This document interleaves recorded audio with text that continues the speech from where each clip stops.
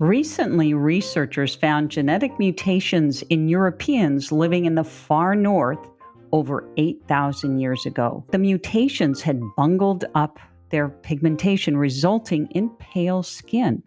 Their ancestors had dark pigmentation, which could block UV rays. But sunshine also helps us synthesize vitamin D. So the lack of pigment was perfect for English weather. Pigment and its lack can be a double edged sword, not just with the sun, but also with certain cosmetic treatments. Welcome to Skin Tuition. I'm Heather Furness. And I'm Josh Corman. As two plastic surgeons, we lay aside our scalpels and explore the non surgical world to bring you what's new, what's safe, and what to look for when you're ready to hit refresh. It is a pleasure to introduce my longtime friend, Dr. Stephen Williams. Dr. Williams graduated with honors from Dartmouth and received both his MD degree and his plastic surgery training at Yale. He practices in the East Bay near San Francisco, where he runs a MedSpa and a weight loss center. And this year, he is serving as the president of the American Society of Plastic Surgeons. Josh and I both belong, so he is our president.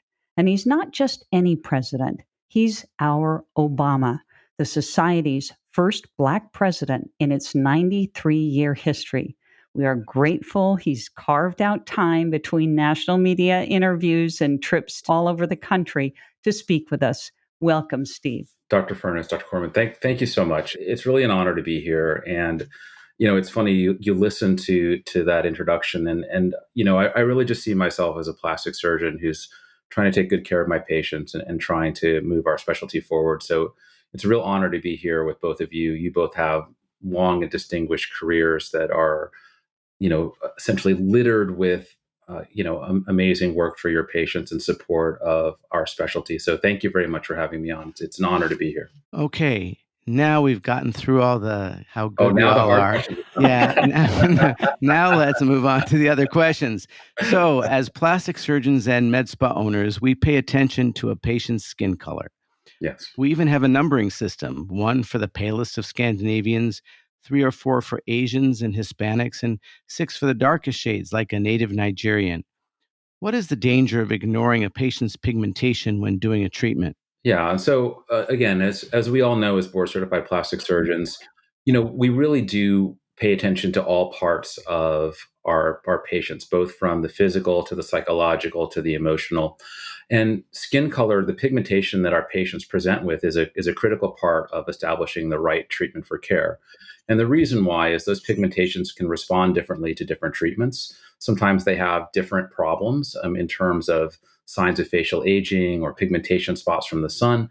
And so it's really important that we take that into account as we move forward.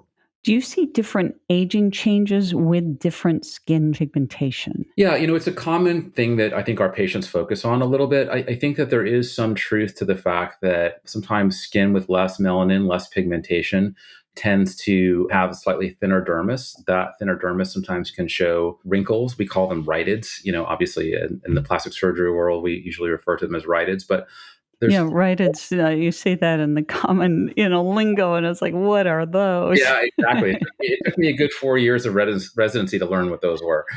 But different skin can react to environmental exposure, sun, and also responds a little bit differently to aging. And subsequently, while sometimes more pigmented skin has thicker dermis, a little bit more elasticity, sometimes the scarring can be more significant with patients who have darker skin color. And so there's always pluses and minuses, and it's always important to be cognizant of the treatment type and the potential risk that those pigmentation differences between our patients can cause. So, people with darker pigment are more likely to get dark blotches when healing, what we sometimes call PIH, or big word, post+inflammatory hyperpigmentation, just dark blotches. What advice would you give to these patients before treatment, and how would you treat them afterwards? Yeah. And again, as plastic surgeons, most of the time we're thinking about scarring. When we use our scalpel, we want to make sure that these scars are healing well. We're not getting keloids or hypertrophic scars, so that the scars heal as well as they can for all of our patients. When it comes to med spa treatment, when we're thinking about either peels or even topical products we're using or lasers, we want to really assess the patient's pigmentation because, Josh, as you said, there can be sequelae from that. And one of them is, post-treatment hyperpigmentation. One of the things I always talk to my patients about is tell me a little bit about your history. Tell me the other treatments you've received. Did they work well for you? Did you have incidences where there was some darker pigmentation around those treatment areas? How did it get better? What did you use for that? A lot of times, spending those few moments with our patients can really help to, number one, come up with a better treatment plan for them, but to also let them know that as professionals, as plastic surgeons, we're all here to make sure they get the best results and the safest results. I think when patients do have a little bit of hyperpigmentation around a treatment area, most of the time it's self-limited. Most of the time it will improve with some time. Some of the modalities we use to speed that up a little bit is sometimes we'll do some microneedling with a little bit of topical steroid. Sometimes we'll do a little bit of hydroquinone or something like that to try to soften that a little bit. But most of the time it's a little bit of expectant management because it does get better most of the time with some time. That is a good point to get the patient's history. We certainly have seen as surgeons, scars vary tremendously. I've seen very dark skin people come in with beautiful scars, and people with the palest of skin come in with very, very thick scars. So there's just a propensity, but it's not like it's written in stone. I also think that it's important for patients to recognize, especially with med spa treatments, sometimes myself as well, we're all kind of tempted to chase the deal that we are able to find. There's a Groupon or there's a coupon for some deal around the corner. It really does seem like there's a proliferation of med spas. But the important thing is you really want to go to a med spa that's associated with a practitioner who's there, a practitioner that's associated with that med spa, because most of the time those patients get higher levels of care because as plastic surgeons, and I will also say, I think this is true for dermatology associated med spas, I think they're getting a higher level of care because it's not just a nurse who's phoning, treatment recommendations into an outside provider who maybe isn't a core specialist. It's our practices.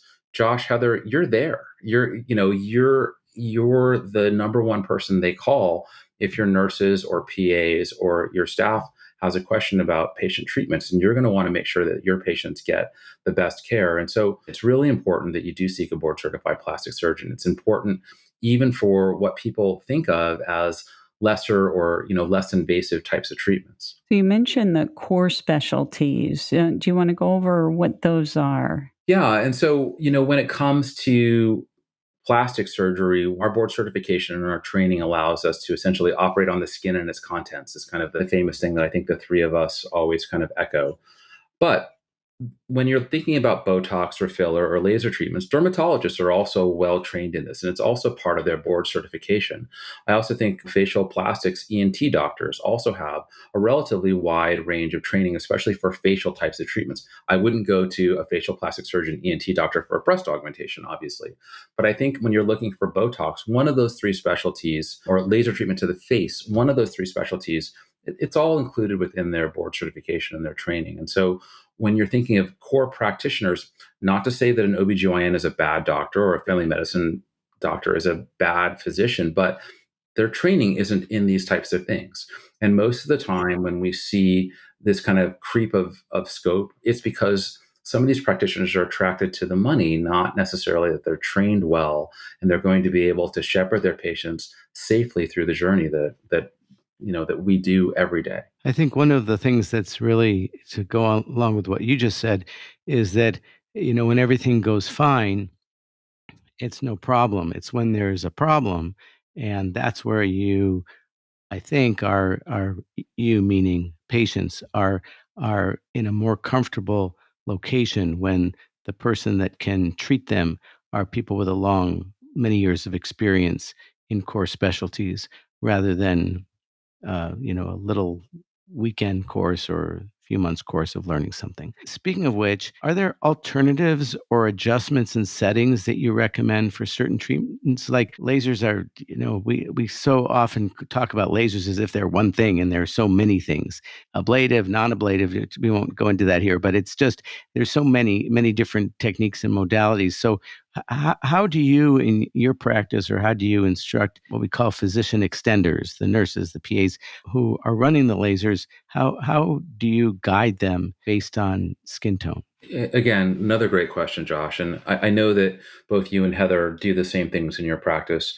Part of it is constant training and constant updates, making sure that our teams are well versed in not only how to use the machines and what to expect, but also the changes in technology and the science around these things. And I always tell our staff, listen less to the reps and more to the science, because it really is important when you're looking at endpoints or what you're treating to assess that in a clinical manner.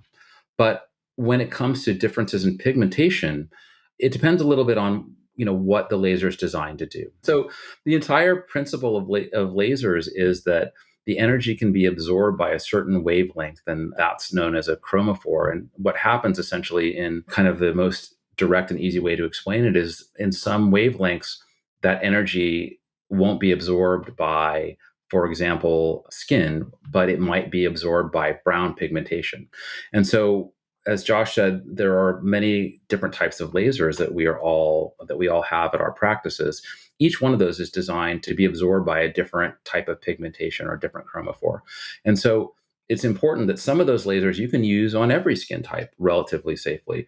Other lasers, especially ones that see browns or reds, you have to definitely be a little bit more careful about how you're treating patients. And sometimes it means adjusting the energy that those lasers are delivering. Sometimes it means adjusting the pulse duration, because not only is there wavelength and energy, but there's also how long that laser is applying that energy. And so all of those things may need to be adjusted for patients with darker pigmentation, but it really depends on the type of laser and the area you're treating and what the wavelengths that the lasers are designed to emit. The other thing, which I kind of recommend, especially because there's a lot of kind of those like question mark cases, those borderline cases, I think doing a little test spot and coming back in a few days and seeing how it worked, I think that makes a lot of sense. And I know it can be inconvenient for the patient, but sometimes that can really save a patient a little bit of a burn, which again, usually heals fine, but can be inconvenient and can delay overall treatment going forward. So, if you do a test spot, what is the sort of the protocol, the follow up? What do you do if there is a problem compared with if there's no problem? I assume you just go ahead and treat. Yeah, and again, usually this comes up not with, oh, this is laser hair removal, things that we're doing commonly. It comes up with lesions that are a little bit more unusual or a little bit kind of those borderline pigmentation things. Sometimes the lasers struggle more if you're seeing a relatively dark spot that you're trying to, a facial aging spot that you're trying to get on someone who's a little bit darker, because that laser is going to have a hard time differentiating where that energy is supposed to be absorbed in. And so sometimes in those situations, a little bit of a test spot makes some sense. I usually will kind of under treat a little bit, because I think it's important to do no harm, obviously first.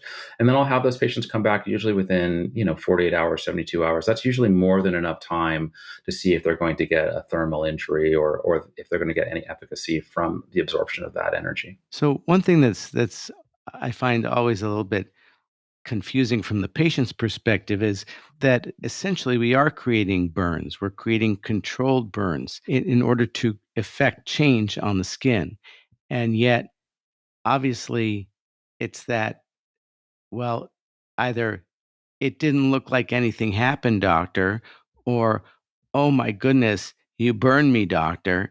And how do you deal with this? How would you guide patients or future patients to understand the post treatment period when they're not magic? They don't have the magic wand and make them all better like the moment they walk out. Yeah. So again, I think all three of us, we kind of go through this process, it seems like every day with all of our patients in every aspect of our care, because again, we do this routinely. And so for us, it's kind of expected and it's normal. And so, if we're doing laser hair removal and the patient comes back 3 weeks later and says, I have new hairs growing, how come your laser hair removal didn't work? You have to kind of explain that hair goes through a growth phase, and lasers are only treating certain follicles within that phase, and you have to do it, in a serial fashion over time to really get effective hair removal. Or if we're treating a vein, that compression is a really important part of that component. And even though you treat one vein, your body is very sometimes resilient, and it may open up other small veins that may need to be treated. So it's not that the laser caused other veins or more prominent veins, it's that your body has adapted to us treating one of those veins. I think when people think about kind of, what did you do to me? I look burned. It's, we're really talking about kind of laser resurfacing. In the old days, those were CO2 lasers, and the energy, the more current technology is probably erbium. And it's kind of, those are fancy chemical compounds, but what it really means is those lasers put out energy that's absorbed by water. And when you're lasering someone's face or skin, the first thing that laser is absorbed by is skin. And so those lasers are really designed, as Josh has correctly pointed out, to be ablative lasers to kind of really give you a superficial burn that allows that skin to regenerate. Now, as technology has progressed, there's a lot more kind of fractional types of systems, and it's still the same type of laser and the same type of energy, but there is now a system that you're kind of doing these controlled burns with a little bit of normal skin in between. And that tends to decrease downtime. It tends to get away from that I look like a burn victim for 4 weeks type of thing that was true in the 70s and 80s. But a lot of times we're using a combination of therapies. We're using some ablative, some full field resurfacing, especially for these deeper wrinkles. And then we're doing that kind of fractional treatment over them. And so it can look a little crazy for the first, week or two. And so even with the newer technologies, I warn patients, if you have an event that's coming up in 3 or 4 weeks, you should not do this, because there is a process of overall healing. Again, it's really just a matter of walking patients through what to expect. But typically, if we're doing that kind of full face resurfacing, we're like, yeah, for that first week or two, you're gonna look like you've got some burns, because that's what we're doing in a controlled fashion. Oh, I'm going to shift a little bit away from the energy devices to skincare products. Are there specific considerations related to pigment with skincare products? Yeah, I think so. I think a lot of times people are seeking different things when it comes to skincare. One thing that everyone benefits from is sunscreen, because the sun does an enormous amount of damage over time. And the earlier you start sunscreen and the more consistent you are with sunscreen, the better your skin's going to be. And that's true for everybody. I do think it's true that people with a little bit more melanin may have a little bit more resistance to UV radiation, but it does not mean that they don't need sunscreen. I have patients who come in who are African American or of Asian descent, and they say, well, I've got brown skin, so I don't really need sunscreen. I'm like, that's not the right way to look at it. You're still getting that UV radiation. When it comes to things like moisturizing cream and those types of things, I generally think a lot of it's kind of the same. I don't, and I don't know if this is blasphemy, from some of the other professionals out there in the world. Again, I've known both of you for over a decade, and I think that generally some sort of regimen makes some sense. But I don't think people need to spend thousands of dollars on a sunscreen. I don't think people need to spend thousands and thousands of dollars on moisturizer. I think that tends to be a little bit more equivalent. I think they should find what works for them, and I think the most important thing is consistent care from well-trained practices and individuals like yourselves.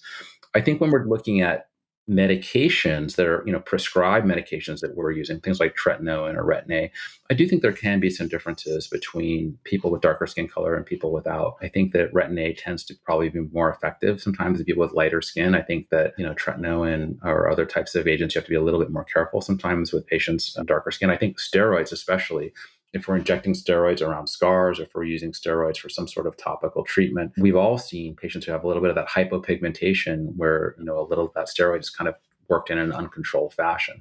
And those things can be very difficult to manage kind of long term. And so it's really important to think about those things in our patients that have a little bit more melanin. Yeah, I think that's really good. I don't know. I always tell my patients when they say, what kind of sunscreen should I use? And I said, it doesn't really matter as long as it goes on at least half an hour before you're out in the sun, as opposed to, 5 seconds before you jump in the pool. Right. So let's shift a little again to the very current topic about weight loss. And you have a weight loss center. So tell us a little bit about the evaluation, who would qualify, what sort of protocol or regimen you have, and are you able to prescribe Ozempic or any of the other semaglutides in your office? Yeah, so we do have access to the semaglutides, and I've spoken about this previously. This drug is going to change the world. I mean, this is really kind of the first and like 1 in 1.5 generation of drugs And they're incredibly effective. Patients that tolerate some of the early symptoms like nausea almost universally lose weight. It tends to be in a relatively controlled fashion. It tends to be consistent. But when we're talking about weight loss, traditionally before surgery in the 30s and 40s, it was diet and exercise. You just have to diet and exercise. And then, you know, surgery became more of a consideration, gastric bypass and then gastric sleeve. And that really opened meaningful weight loss up to a lot more patients. After kind of that post bariatric phase, people were looking at different medications and their ability to modulate weight loss. And so some of them were things like metformin or phentermine, which kind of boosts your overall metabolic rate. And then cholesterol, that you can't absorb lipids and fats and you have like horrible, horrible diarrhea. This is really the first medication that has a relatively low side effect profile that really works for everyone and is generally safe for everyone. And so, the way we're using it in our practice is we're using it in two fashions, really, as a gateway for patients who BMIs are a little bit high and they still want surgery, and we want to provide that as an option for them to help get them to there, or patients postoperatively who are in that 25 to 35 BMI range. I generally think that patients who are BMIs of 40 or 50, I think that they need a more complete solution than the semaglutides offer them. But these medications are truly amazing. And again, the other reason that this is a game changer is, the CEOs of food and beverage companies are like restating their profits. The CEOs of airlines are saying, we have to figure out what fuel costs are going to be in another 5 years, because instead of an 80% obesity rate in America in 2030, we're expecting now maybe a 50% obesity rate. Goldman Sachs came out and said by 2030 they expect 20% of non-diabetic Americans to be on this medication, on a version of this medication. That is a jaw-dropping number. That's huge. Yeah, like you said, game changer, worldwide. Yeah, and I think one of the challenges is, as responsible physicians, we don't necessarily want patients to get addicted to this medication or see this as the only solution. And so what we try to tell our patients is, this medication is definitely going to work for you. And we tell them to expect usually a 5-pound weight loss per week once they kind of reach that therapeutic dosage. But if they stop the medication and they haven't modified their nutrition, or if they haven't modified how they're working out, that weight comes back, because all you've done is change your gastric emptying. So your stomach feels, the way these medications work for our listeners, it makes you feel fuller. So because it slows down how fast your stomach kind of processes food, and it changes the way insulin works a little bit. And so those two functions of these medications are incredibly powerful. But once you stop the medication, everything kind of goes back to normal. And so we always tell our patients that, powerful medication, but it works best in combination with lifestyle changes. So, how does weight loss impact your patients both physically and emotionally? Yeah, I think that when we go back to looking at obesity and looking at the journey that patients go through from weight loss, again, it's kind of transformational, because there have been so many things that patients have been promised that do not work. There have been so many times that I've heard myself saying it. You just need to exercise a little bit more. You need to watch your calories, get into the gym, come up with an exercise program, and you're going to find that if the calories going in are less than the calories going out, you're going to lose weight. That is such a challenging thing for patients to be able to integrate into their lives, especially when, they've got a career, they've got family obligations, they've got social obligations where people are having cocktails or eating around them. They are not able to get to the gym. I think that even if you look at companies in that industry like Weight Watchers, even Weight Watchers is saying, well, diet and exercise, but this drug too, because telling people they just need to exercise more, eat less, does not work. And it consistently has failed patients really looking for change. And so, it's really encouraging to have something that may be transformative. And when you see a patient kind of get that initial weight loss, they're shocked. And part of the reason why is because they've been promised so many times. You just need the ab roller, you just need the intermittent fasting, you just need you need the X diet. Those things can all be effective, but they're sometimes harder to implement. And this drug just works. So, is there any advice you'd give to people wishing to lose weight with medical help? What should they look for to protect their safety? It's a great question, and even though these medications have a low chance of complications and have a very good safety profile, it's really important that you're not just kind of getting this mail-in pharmacy type of medication. I think, again, fast forward 5 or 10 years, I do think this is going to be a medication that people are going to be able to get off the shelves. At our practice, we have both compounded an injectable form and an oral form, and we kind of vary which one we're offering patients depending on kind of their needs and their weight loss goals. But right now, it's really important that I think that patients are getting it from a physician or a center that they trust, someone who's going to follow up with them, someone who's not just going to ship them the medications without checking on their weight, checking to see if they're having any liver issues, any kidney issues, making sure they have hydration, and then also making sure that they're saying the things that all three of us have just said, which is this is an amazing drug, but it's not going to be useful long term without some lifestyle modifications. You're just over halfway through your presidency of the American Society of Plastic Surgeons. What is the thing or things you're most proud of having accomplished or being in the midst of accomplishing? Again, thanks for the question. It's really an amazing organization, and I will say that over time the organization has gotten bigger and more complex. And the things that we're working on, my background is a little bit in technology, and so we have some wonderful technology things that we're kind of rolling out. But these things take some time, and so the more short-term goals, I'm really working on scope of practice types of things. I think that for patient safety, scope of practice is a major issue. I'm really trying to focus a little bit on diversity and making sure that patients are heard. I think that as America becomes more diverse in its population demographics, it's really important, not necessarily that every plastic surgeon looks like the patients they're treating, but that we recognize that different backgrounds, different education, different levels of income, those are all things that can be barriers to healthcare. And it really does behoove us all, and most importantly, helps our patients that we're able to listen and understand some of those perspectives. Yeah, I think that's really an important concept. I think it's important in both directions. I find that I do a lot of Asian eyelids, and I think a lot of my patients who are Asian, they think, "Oh, you're not Asian, so do you know how to do Asian eyelids?" And I think, like you said, you don't have to look like your patients. It's we are hopefully we can all be colorblind and make it work for that. It's not even an issue. It's about quality. Yeah, and really learn the caveats and techniques and limitations that we see. We've talked about pigment, but there are a lot of other differences. My husband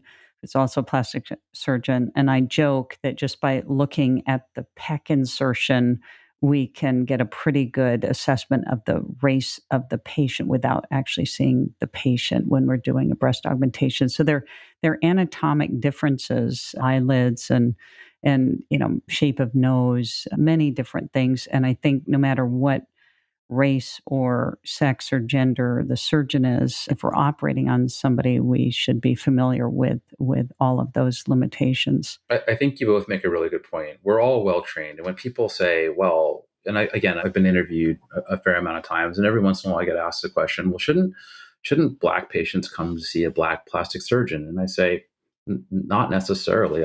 And the reason why is we're all equally trained to take care of anybody, because these things that I'm saying about dermis, you guys know about dermis. These things that I'm saying about pigmentation, you guys also know. And so, I think the most important part is that all of us need to listen, and all of us need to understand that each patient has a different perspective, and maybe coming from, again, may have barriers in their life to effective care that we don't fully appreciate. And that ability to listen, taking that few moments to kind of really understand where they're coming from, can be really, really helpful. Well, it's really been a true pleasure to have you with us, Dr. Williams.